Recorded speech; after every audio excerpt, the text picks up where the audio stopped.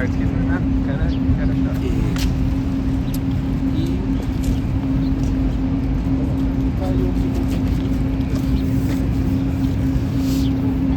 we have this all set for you if you have some time. Everyone's perfectly semicircled I for you. appreciate that, but I'm going to say the same as I said last time, which is that Caroline already did a briefing. Of course, And she's of course. the White House press secretary, not I. So one question. I'm going to answer like 3 or 4 questions. Stephen, do you have any numbers yet on the number of people who have accepted the buyout? Do you have any even vague number of how many people are accepting it? Any numbers at all? I don't have an exact number for you, and I wouldn't want to give you an inaccurate estimate. It's a good question, and you should get a number soon, I hope.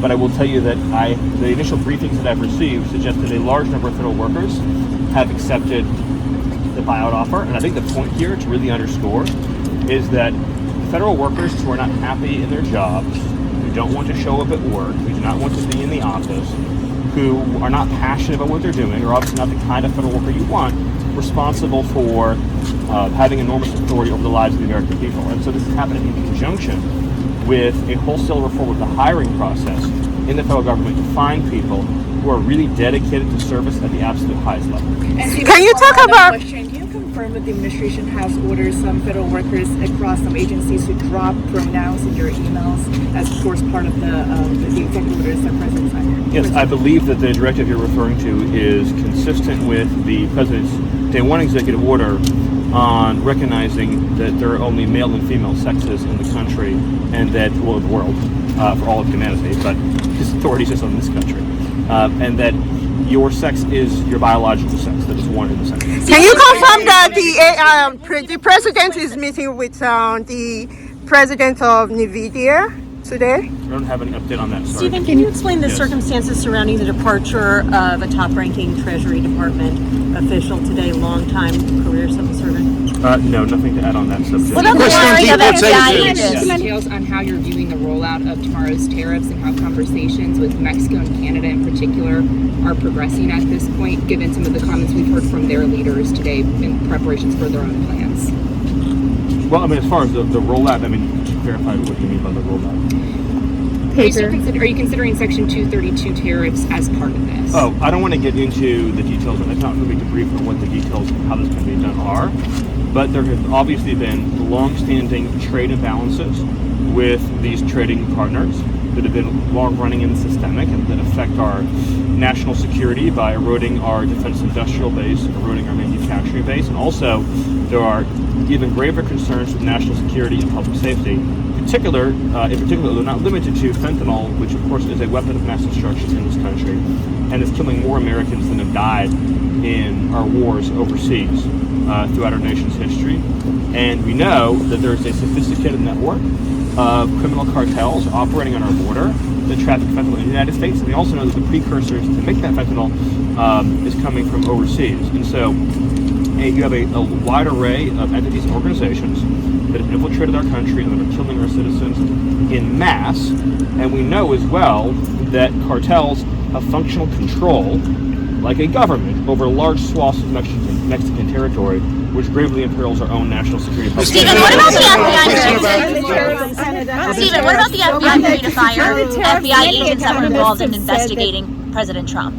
Well, with respect to the FBI, and I would just say to the law enforcement and intelligence community in general, it's clear that there has been vast weaponization of the law enforcement apparatus against President Trump, against President Trump's family, his staff, conservatives in general, Republicans in general, and the American people. This was litigated for 4 years, right, from 2021 through the election. The question of the weaponization of the justice system. Of course, it started back in 2017, but in other words, the whole period of the Biden presidency, this was probably the most discussed and litigated issue, and the American people rendered an overwhelming verdict on the question of whether or not we need to clean ranks in our law enforcement and intelligence communities and ensure that the partisan weaponization of our justice system ends. Are there any talks underway right now to try and avoid those tariffs? Any negotiations underway with Canada and Mexico? Nothing to add on that stuff. Let me take 2 more questions. Can you clarify economic there are impact of reports the that tariffs? career officials are being locked out of payment systems at various government agencies?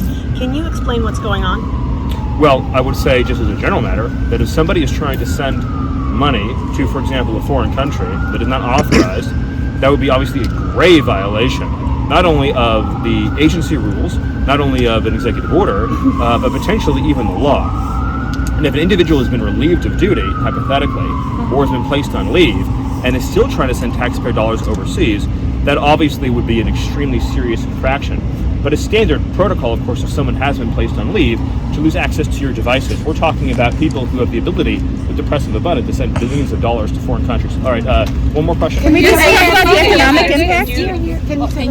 Yesterday, the president said that the situation in the Democratic Republic of Congo is very serious. Can you elaborate a little more?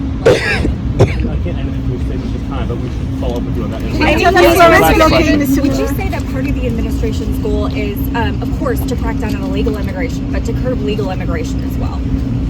The president has been clear with respect to legal immigration that his view is he wants pro-American immigration that supports the economy, that assimilates to our national values, in which there's no welfare use, there's no drain on taxpayers, and it promotes social cohesion, patriotism, and assimilation within the country. In other words, we as a nation, like any nation, have the right to select newcomers based on who will provide the most value to the country and the citizens who are already living here.